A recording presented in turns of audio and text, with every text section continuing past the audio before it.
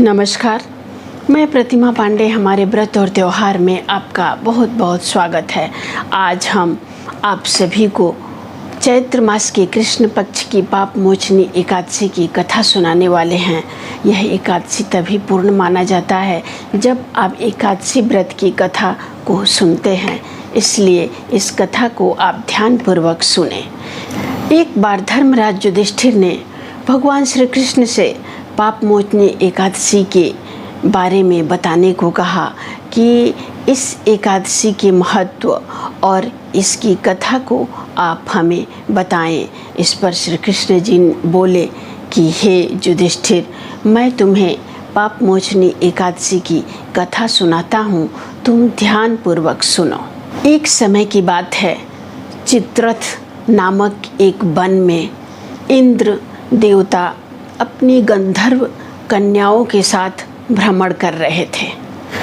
उसी वन में मेधावी ऋषि तपस्या कर रहे थे। मेधावी ऋषि भगवान शिव के बहुत बड़े उपासक थे। एक बार इंद्रदेव ने उस ऋषि की तपस्या को भंग करने के लिए एक स्वर्ग की अप्सरा मंजू घोषा को भेजा।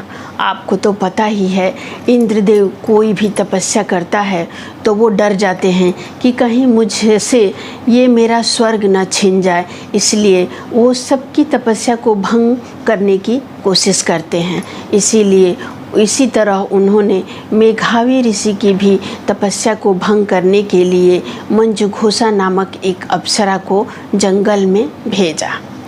मेधावी ऋषि युवा थे। उस अप्सरा के नृत्य, संगीत और रूप पर मोहित हो गए और इस तरह दोनों एक साथ, मेधावी ऋषि और मंजू घोषा 57 वर्ष तक एक साथ रहे।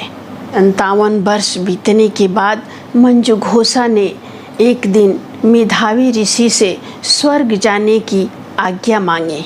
तब मेधावी ऋषि को पता चला कि मैं तो इस जंगल में तपस्या करने आया था और इस अप्सरा के कारण हमारा ध्यान भंग हो गया है। ये सोचकर मेधावी ऋषि को क्रोध आ गया और उन्होंने अप्सरा मंजू घोषा को पिशाचिनी होने का श्राप दे दिया। श्राप को सुनकर अप्सरा मंजू घोषा डर गई। उसने ऋषि से विनती करके पूछा कि मुझे इस श्राप से मुक्ति के लिए कोई उपाय बता दीजिए। तब मेधावी ऋषि ने कहा कि इस श्राप से मुक्ति पाने के लिए तुमको पाप मोचनी एकादशी का व्रत रखकर भगवान विष्णु की विधि विधान से पूजा करना होगा, तभी यह श्राप से मुक्ति मिलेगी, पिशाच योनि से मुक्त हो जाओगी। इतना कहकर मेधावी ऋषि अपने पिता के आश्रम में चले गए।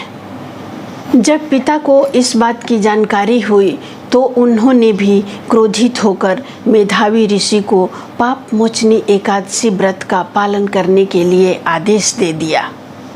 जब चैत्र माह के कृष्ण पक्ष की पाप मोचनी एकादशी आई तो मंजू घोषा ने इस एकादशी का व्रत रखा और विधि विधान से भगवान विष्णु की पूजा की और इस व्रत के पुण्य प्रभाव के कारण मंजू घोषा पिशाच योनि से मुक्त हो गई और फिर से वो स्वर्ग लोक को चली गई।